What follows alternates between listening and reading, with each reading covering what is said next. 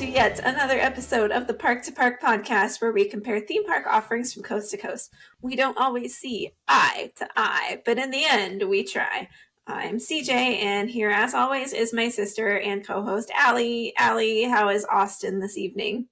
Hey, CJ. Austin is hot. Austin is thunderstormy. It's hopefully this episode doesn't become cursed like the Tower of Terror one did.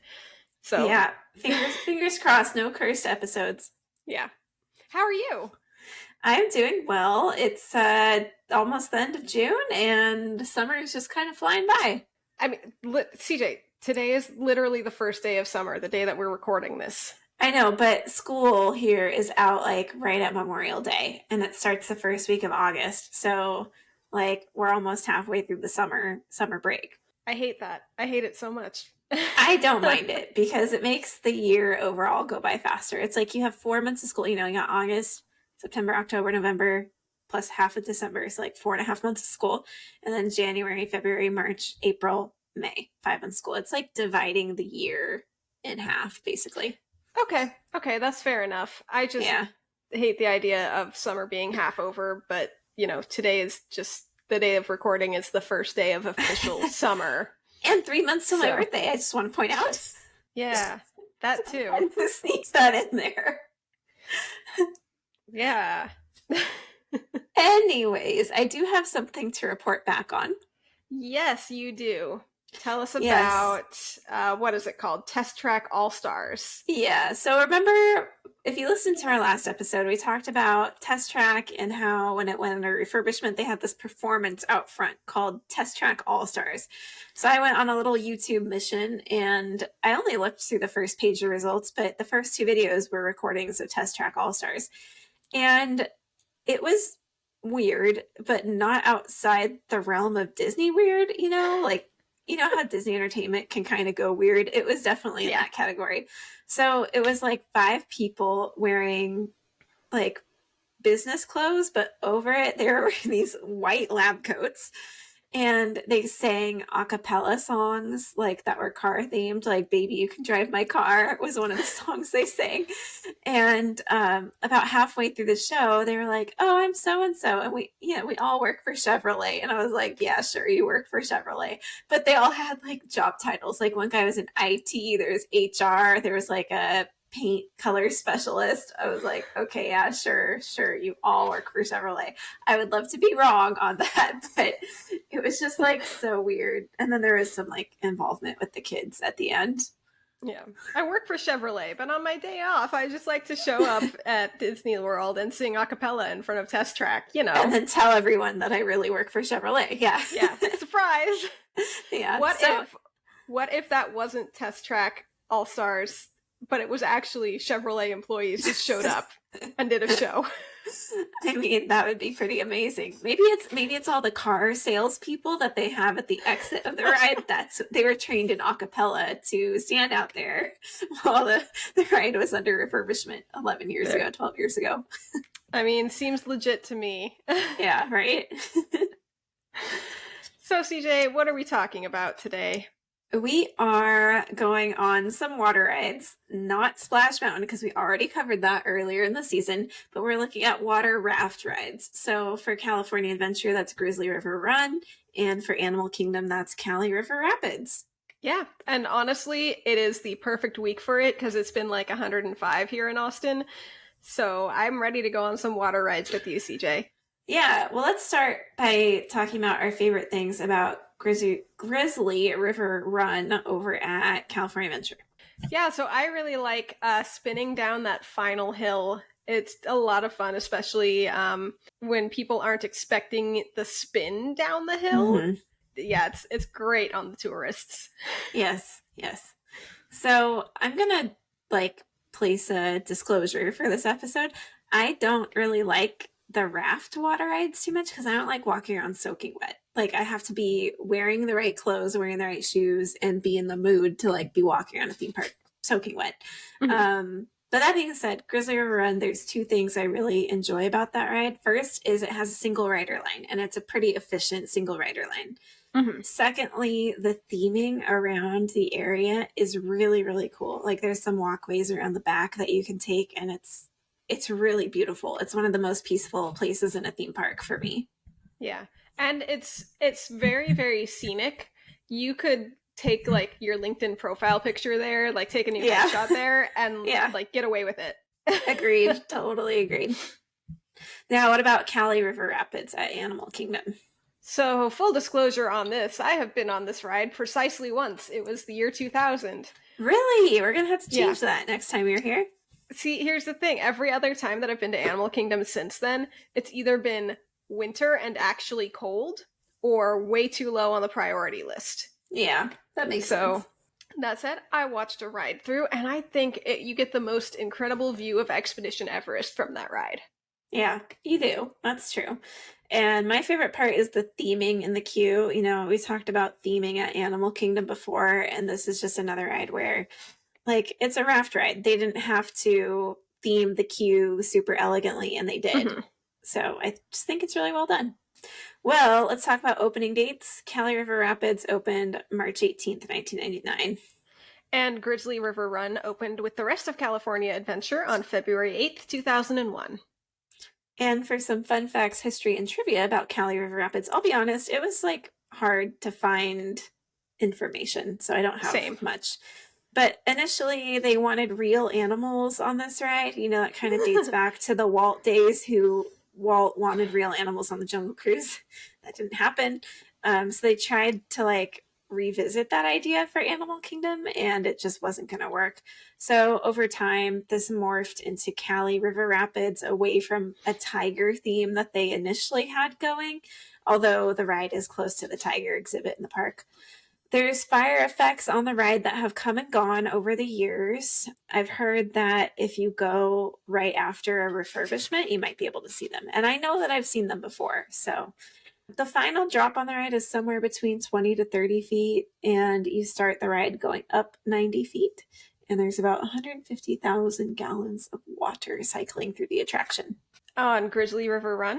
Yeah, it is Grizzly River Run. I always forget if it's Grizzly River Rapids or Grizzly River Run. And we just have it abbreviated in our notes as GRR.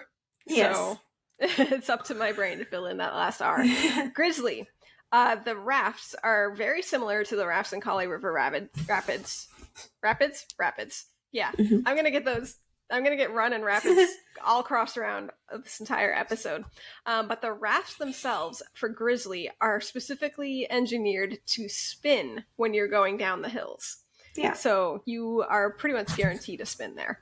The case with all flume rides, every single water ride such as this needs a location to store or drain water from the elevated portions of the ride.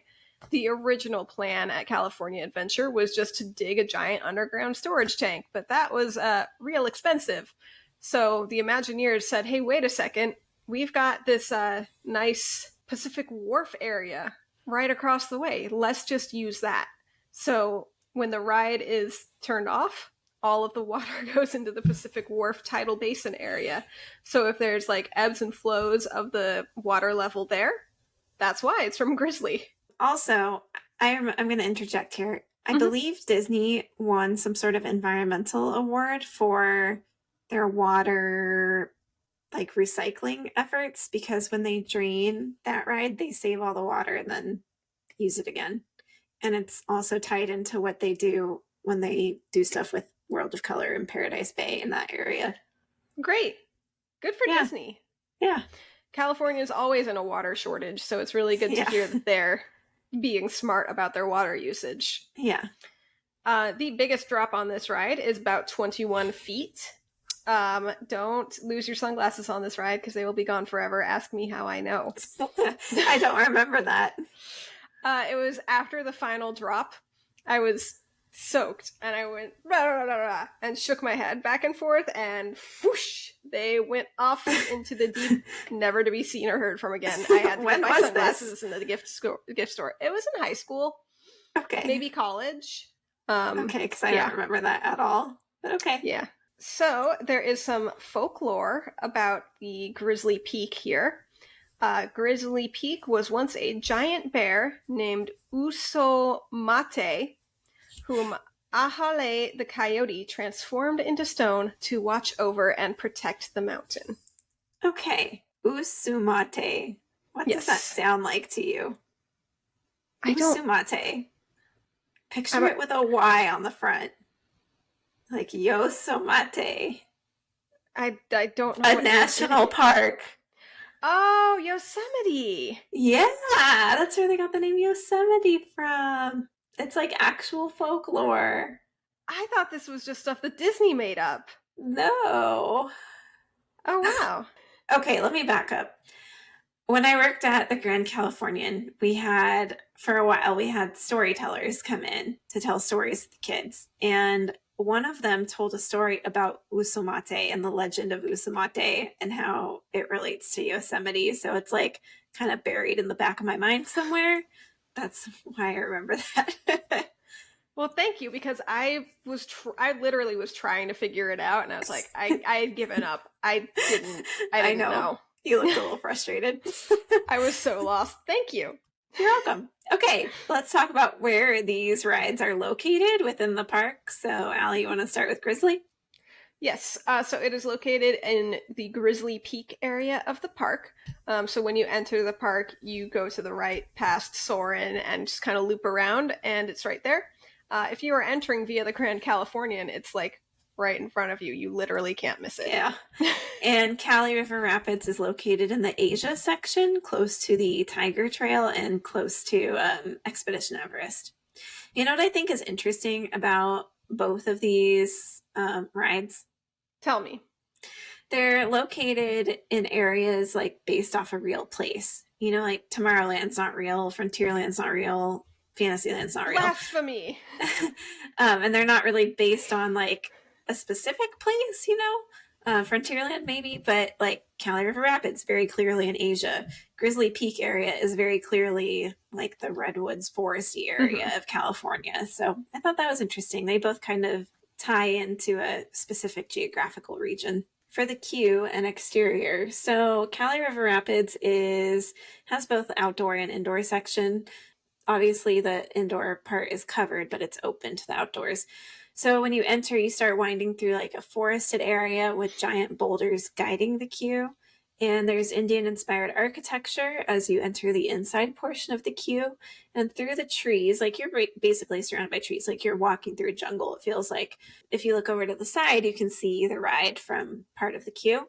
And the inside portion of the queue has a lot of Indian artifacts and bicycles. There's like a little river water fountain feature, which is my favorite part of the queue. It's so pretty. And the final room that you go through before you get to the boarding area is like the expedition office. So you see some stuff relating to like going on a river expedition, basically. And then the very last part of the queue after that expedition office is this downhill to the giant rotating ramp to board. All right. Grizzly is outdoors and a mix of covered and uncovered. And the queue takes you through the Grizzly River Rafting Company. In the extended queue, you can see an office, a map of the river, some canoes, and a list of the rapids that you'll be going through. In the very front of the ride, before you even enter the queue, there is a 20-foot tall bear, and he is ready for some white water rafting. I love that they decorate him for Christmas. Oh my gosh, that's fantastic. Yeah, they give him like a Christmas sweater, I think. Yeah. Oh, that's so cute.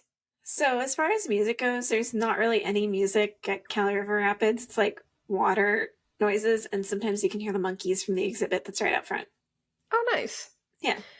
Yeah, at Grizzly, I could not hear any music in the ride-through that I watched. It was a lot of water and waterfall noises, but I'm pretty sure there's like folk music, instrumental, like country folk music. Yeah, I think that's playing like throughout the area, so you must be like able in to the just land. hear it. Yeah. Yeah. All right, the ride vehicles, obviously these are both rafts. The Cali River Rapids raft is a circular 12-person raft, and you seat in pairs, so 2x2 all the way around.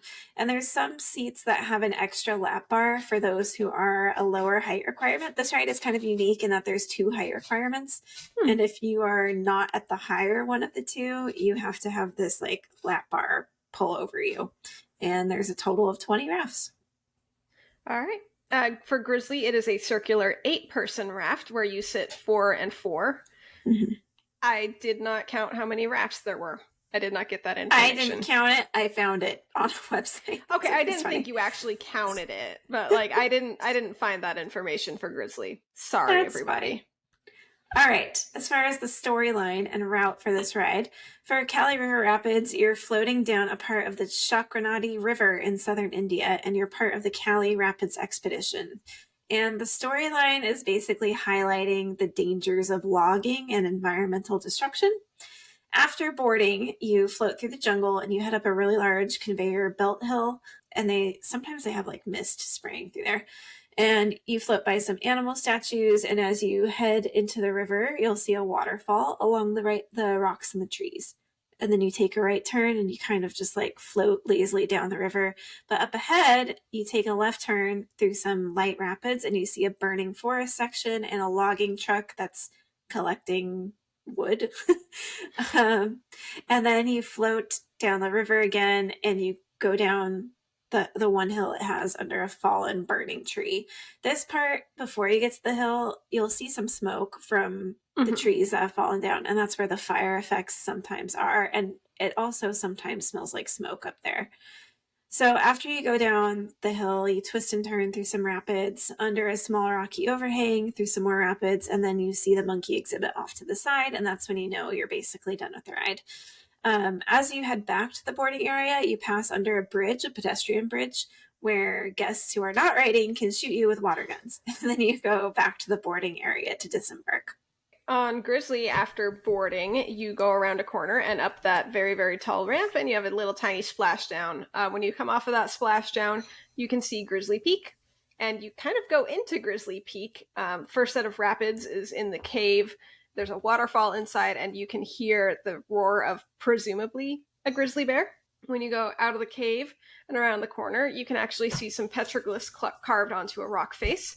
I did not stop to pause the video and try to interpret what the petroglyphs were showing, but I think there were like salmon involved. It looked like there were salmon like jumping upstream, and that would make sense because like fish bears eat salmon.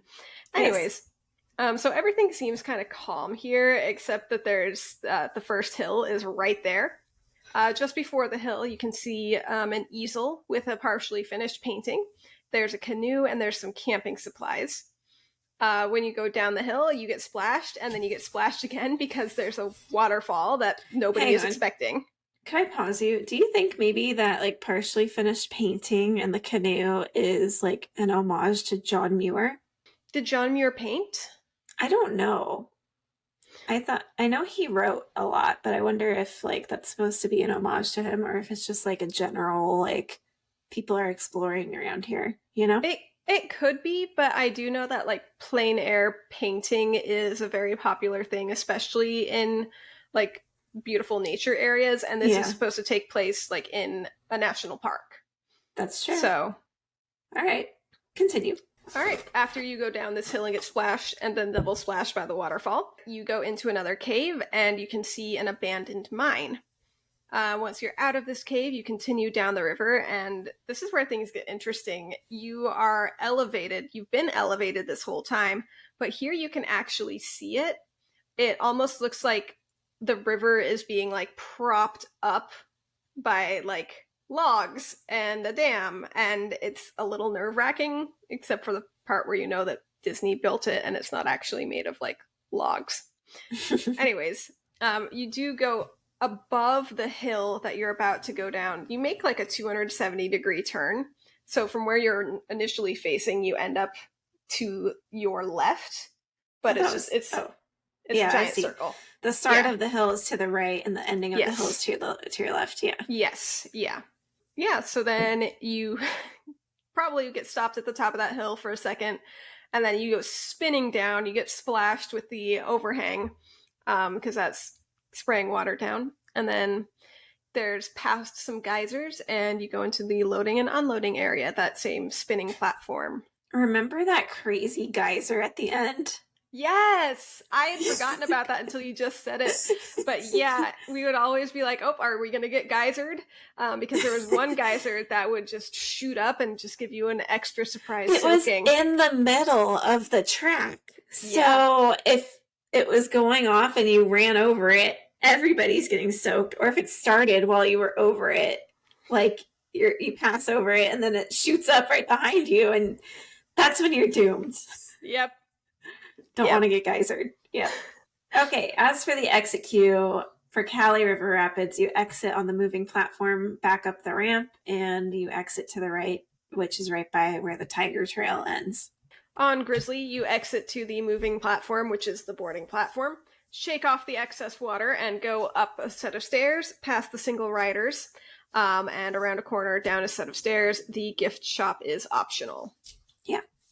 Free lockers available. So I don't know why Splash Mountain doesn't have these, but the raft rides apparently have free lockers. So I did not know until I was researching for this episode that Cali River Rapids does have free lockers available. I have not personally tested them, but the Disney parks, the Plan Disney panel, like they answered a question about it saying like, yes, there's free lockers. Disney's website also suggests they're free lockers. So I need to go investigate. Yeah, please do find out for us. Grizzly has lockers that are free for 2 hours, confirmed on the Disney website, and we have used those in the past. Yes, they definitely come in handy. Yeah. Yes. Okay, height requirements. I mentioned Cali River Rapids has 2 height requirements. The low end is 38 inches. The high end is 42 inches. So basically, if you are 38 inches but not yet 42 inches, you'll receive a wristband from the cast member at the front that indicates that you need a special seat on the raft. So when you go sit down in that seat, they have the standard like buckle in seatbelt, and then there's a bar that comes overhead that they hang on to.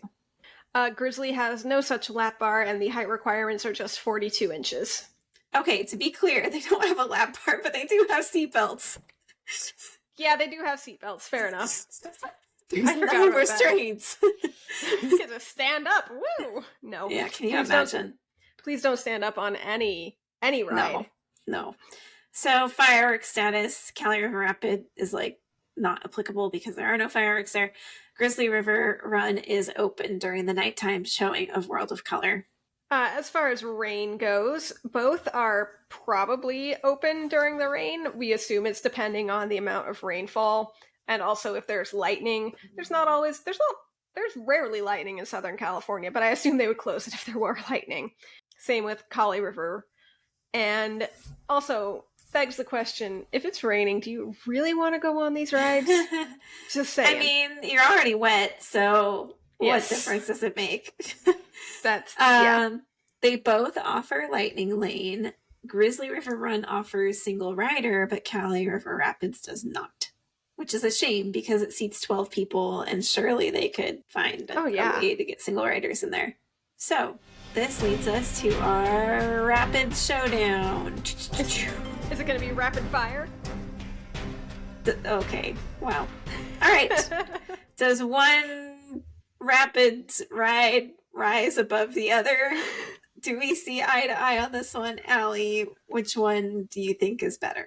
So this is a hard one for me because I have only been on Cali River Rapids once. So it is hard for me to be unbiased. So I want you to walk me through this.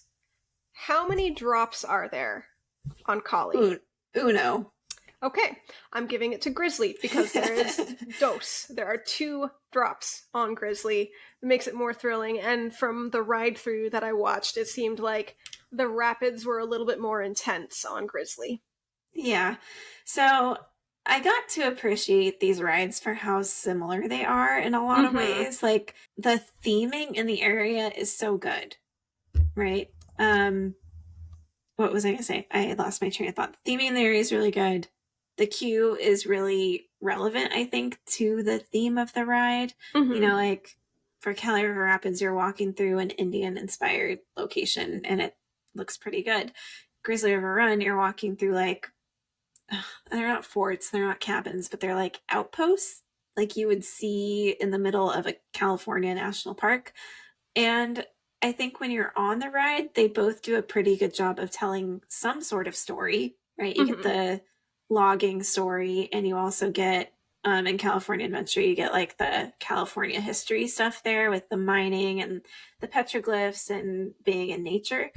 And I also think that not only is the theming on that ride good, but it ties back into what the park is all about. Like Animal Kingdom is about experiencing different cultures, and California Adventure is about, well, initially it was about visiting different places in California. So I think from that perspective, they're both very good rides. They're very good at delivering in a lot of different qualities and characteristics. Yeah, I agree on all points. Yeah. You know, where I struggle is like Cali River Rapids had an opportunity to be better, and it's just such a short ride. I'm like, why couldn't we have another drop? Why aren't the rapids that intense? Like, how long Grizzly, is the ride? You know, I didn't look that up, but maybe while I'm talking, you can look it up really quick. Yeah, I can look it up. Just because Grizzly is like 7 minutes long. Oh, really? Yeah. That's a long ride. Grizzly River Run, I think just delivers on what it's trying to accomplish in a plussed up way. It's just so much better. Yeah, there's more show scenes, more hills, the rapids are more intense, and it has single rider, which is a big plus in my book. So I'm going to give it to Grizzly River Run as well. And just according to Wikipedia, Kali is 5 minutes. Yeah, it feels short. Well, and so much of that is spent going up that hill at the beginning. Mm-hmm. So now one thing that confused me is like multiple websites agreed the drop was between 20 to 30 feet and the lift hill at the beginning was 90 feet. So the rest of it must be like gently sloped like down. A gradual downhill, yeah, because that doesn't add up. No, the math there doesn't really make sense. So I mean, it's been probably about a year since I've been on it, so I'll have to like test that out next time I go. So, all right, Grizzly River Run it is. Indeed. Yeah. I do like that at least at Cali they've tried to incorporate special effects, you know, like sometimes there's fire, sometimes there's smoke, sometimes there's a smoke smell. I just wish they were a little more consistent in delivering that. Yeah, that makes sense. And the ride through I watched did have the smoke. Couldn't tell if it smelled like anything, but I was wondering, is this just like fog because it's humid? No, I've definitely smelled smoke before. I've smelled smoke. Yeah, well, what I'm getting at is I couldn't tell until I saw, like, we went underneath a log that had, like, embers in it, a la Pirates of the Caribbean, that I was like, oh, it's a smoke effect. It's not just humidity and atmosphere fog. Right, yeah. Okay, well, that was kind of an easy one and kind of a short episode for us. Yeah. Oh, I mean, makes my life easier. Okay, but I wanted to bring this up a while ago, and I didn't. This is late Disney news, but I think we should still talk about it. The Star Wars Hotel is closing. Yes, that it is. I wanted to know your thoughts on that because you are a Star Wars fan, and I just want to know your thoughts on like the execution of this idea, why you guys aren't going, what do you think is going to happen? Was this a mistake by Disney? I just want to know what you're thinking. Well, as for why we're not going, have you seen the price? I know. I'm just trying to get you to talk about it. Yeah, so it's very expensive. If you guys have listened to me on this podcast at all, you know that I am always trying to ball on a budget. It's a bit too expensive for us. And, you know, a couple weeks before they announced it was going to close, I was starting to think, like, maybe we should, like, save up some money and go do this, like, next summer of 2024. And then they announced that it was closing, and I went, oh, so there's that. So question, when they announced it was closing, on a scale of 1 to 10, how much did it hurt you that it was closing? 10 being like, this is the worst decision they've ever made. 1 being, I don't care. I'd say it was about a 3, because it was not really realistic for us to go and do it. Okay, so gotcha. While I'm, like, sad that I won't get to experience it, like, odds are that I wasn't going to experience it anyways. Okay. And just for the audience to know, this is coming from, like, a husband and wife who's pretty into Star Wars. And they don't have kids, dual income, like, and they're saying it's too much money. Yeah. You might be able to see a tiny Death Star in the corner right there. Yeah, if you're watching on YouTube, yeah.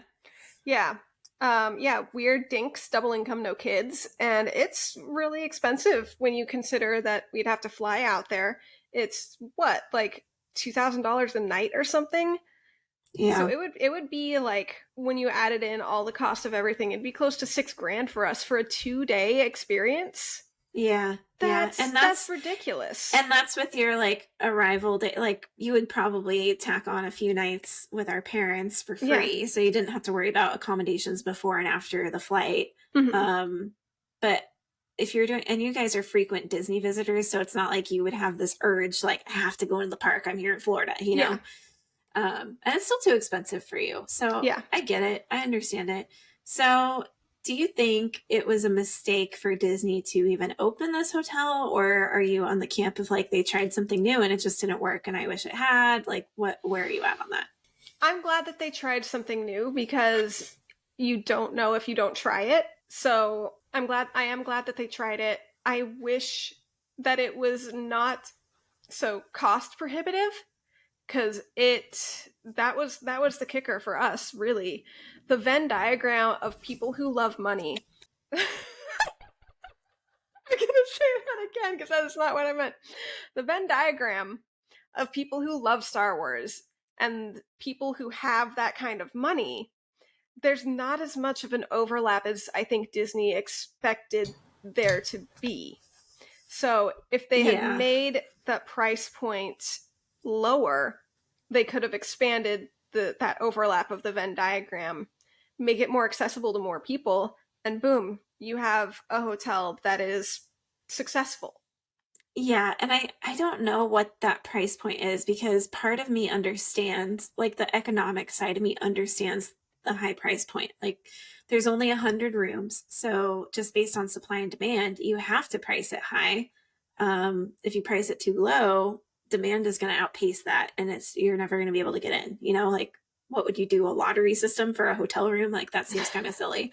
And then with all the actors and the characters walking around, plus the normal cast members like housekeeping and front desk people, and even PhotoPass came on board and stuff. Like there's a lot of maintenance, not maintenance, uh, cast member wages to pay there.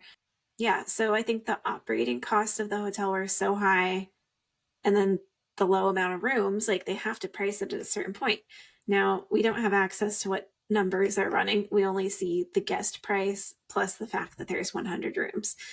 So I don't know how much lower realistically they could have gone to make this work, because I feel like the restaurant Victoria and Albert's, right? Yeah, I know it's too expensive.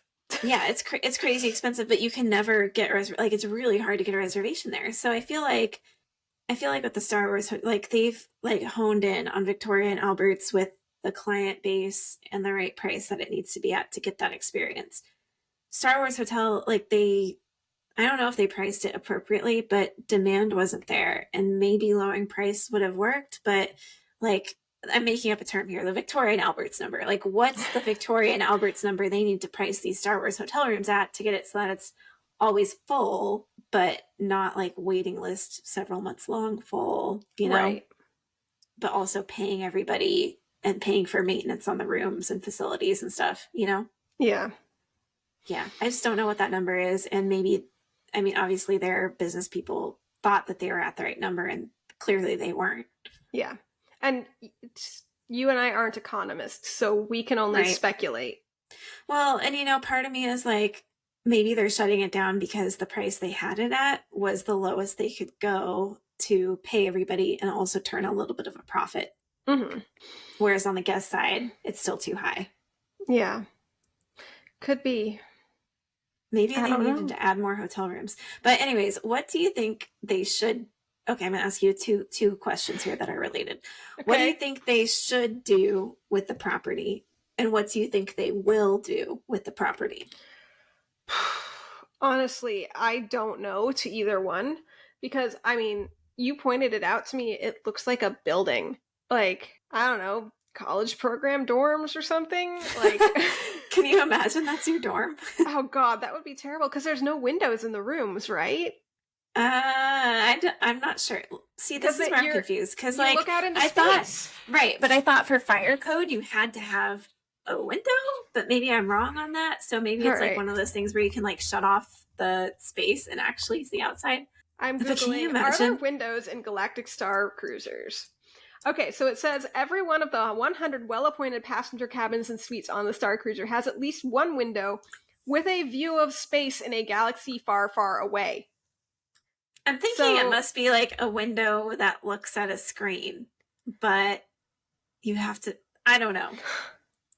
Answer unclear. Yeah. Okay, so you don't know. You don't really have a response to my question. Yeah, because the building itself, the exterior is not themed at all. No, and I drive by it. It's ugly and it's in a bad location. Like I can barely see glimpses of it, and I'm like, that looks like a backstage building. I think it would be smart if they made it a backstage building. Like maybe that's where like the people in Batu like go to like come into work, or like that's like where all the Batu stuff is kept, like everything that a cast member needs to work in Batu. Like costuming could be there in like a cast cafe or something. Yeah. That's an interesting idea. So I've thought about this a little bit, and I've heard people say add a pool and make it a normal hotel. And I'm thinking to myself, like, okay, but with the number of rooms they have, that low amount of rooms, they're still going to have to price it high, you know? Yeah. Like, and I think they would, no, I think it would run into the same problem. So what I want them to do, like what I think they should do is, because it's not geographically that far from Hollywood Studios, I think they need to incorporate it into Galaxy's Edge somehow. You know, and maybe that means closing off the hotel rooms, but using the restaurant and maybe building like a dinner show kind of experience or an escape room experience. They could do lightsaber training in there still for guests and make it like an add-on experience to your day at Hollywood Studios. Yeah, I just remember hearing a lot about what was supposed to be in Galaxy's Edge that didn't make it. And maybe this is an opportunity for them to make it happen and make more Star Wars accessible to more people. I like those ideas. My brain went like, oh yeah, you could like make the cantina, but then I went, wait a second, Oga's cantina exists. Like that doesn't make sense. So they would have to, I wonder if they could recycle some of the storyline from the Galactic Starcruiser for that. I mean, they could, it's already written, so, but what I, you know, as much as I want to see them do something like that, I think in reality, one of two things is going to happen. They're going to leave it not necessarily abandoned, but I mean, they're going to take care of it, but just not use it, right? Like bare minimum thing. Or they're going to relocate some like management offices back there, cast offices, so that they're on site. Yeah, that would make sense too. Yeah. Yeah. Because like, I don't know, when I worked at the Grand Californian, the managers' offices, they all shared an office. It was like 5 or 6 managers in one office, and they just like, and there were more than that were managers at the hotel. There were like 8 or 9 of them, and they would just like log out of their computer, and the next manager would take over and log in. And I'm like, you guys could have your own offices. Like, there's plenty of space for this. Or like, I also remember the Club 33 offices were backstage at the Grand, and it was kind of like a mini call center. It wasn't that big, but they all had their little cubicles in their call center. And I'm like, what if they just had their own space, you know? So maybe like backstage support people, they could convert the rooms into their own little offices or something. Okay, well, that is it for this episode. Thank you for joining us on our journey through some river rapids and a river run, as well as a detour over to Batu East to talk about the colossal failure that the Galactic Starcruiser is and was. Let us know what you think about the rapids rides. Do you think Grizzly River Run is better, or Cali River Rapids is better, or do you hate water rides like I do? I don't really like water rides. And let us know your thoughts on the Galactic Starcruiser as well. And I think that about wraps it up for this episode. What are we talking about next time?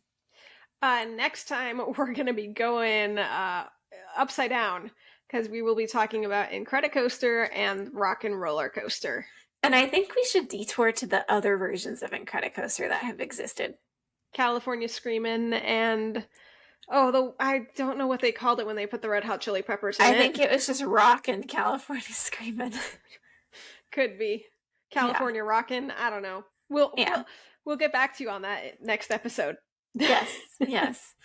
Okay, so you can find us on Instagram at Park2ParkPod with the number 2. You can email us at Park2ParkPod@gmail.com, again with the number 2.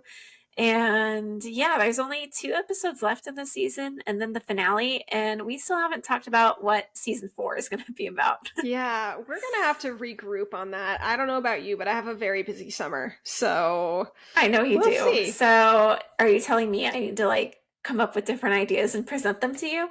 No, I'm saying that we need to find a time that works well for both of us and come up with a plan together, because I have some ideas and I think you have some ideas too.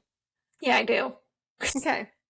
And Okay. I'll say that my favorite idea is not the Society of Explorers and Adventurers season. I think we'll get to that eventually, but that's not my idea either, because we still have some attractions we haven't even talked about yet, and I think there's opportunity there. Yeah. Same. So in conclusion, tell your friends about the podcast, tell your enemies about the podcast, and don't tell the person you're telling if they're your friend or your enemy. That's right. That's right. All right, thanks for splashing along with us, everybody. We'll see you next time. Bye. Bye.